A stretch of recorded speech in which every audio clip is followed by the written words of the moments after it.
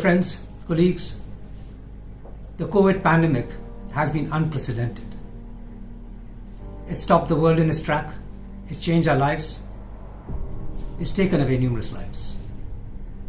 And the profession which has stood out, unflinching, committed, courageous, saving lives, has been the frontline healthcare workers. The doctors, the nurses, the technicians have all fought this COVID selflessly, with commitment, and saved lives.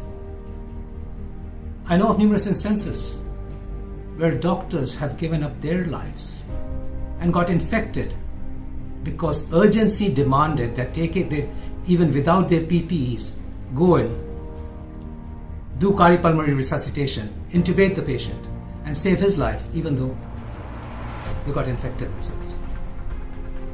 Numerous doctors, numerous nurses haven't even seen their families, away from their families for weeks and months, so that they can look after the patients and not transmit at the homes. This courage, this dedication needs appreciation. We need to boost up the morale of the healthcare worker, of the doctors.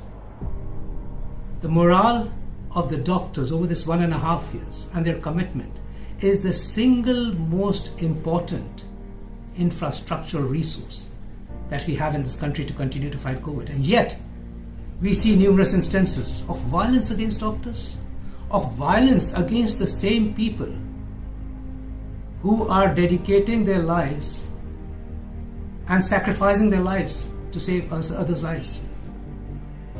We've seen those visuals of healthcare workers and doctors being beaten up across the country. It is unthinkable. It is deplorable. In fact, it is unacceptable. Clearly unacceptable.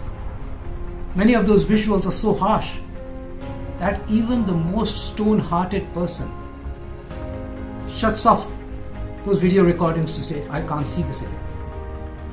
This is inhuman behavior, and this behavior has to stop. For us, the medical profession is our savior. These are the superheroes who behaved ethically, who behaved morally. And these are the white people, the heroes in white coat, who are our saviors.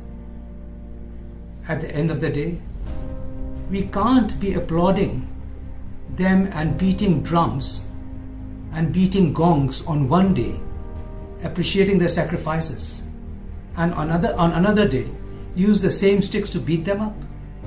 And yet, these courageous healthcare workers and the doctors have actually fought against the virus with limited infrastructure, with non-availability of many drugs, and even during oxygen times, and yet gave courage, with their own smiles, gave courage to numerous patients who were losing courage, and many of them had given up hope of living this way. These doctors dealt with numerous patients at home, making sure that others were alive. We have tremendous amount of respect for the 1,500 doctors who lost their lives, who sacrificed their lives. And I do believe that they actually lost their lives in service, not of just humanity, in service of the country, and should be respected in the same manner as we have great respect for our armed forces, who protect us, who lose their lives in the line of duty. That is what the doctors did. So, dear friends, absolutely cannot be tolerated. Violence against doctors should not be tolerated, cannot be tolerated, and we really need support from the lawmakers, support from the policy makers, support from all aspects of the society to understand that violence against doctors will not be forgotten. An act needs to be in place. Protection needs to be in place. Respect needs to be in place. And no person can have the right to assault anybody in this country. And most importantly, not the saviors. I urge you all to support a strict, clear, transparent, inflexible law of violence against doctors. Please consider it. Thank you.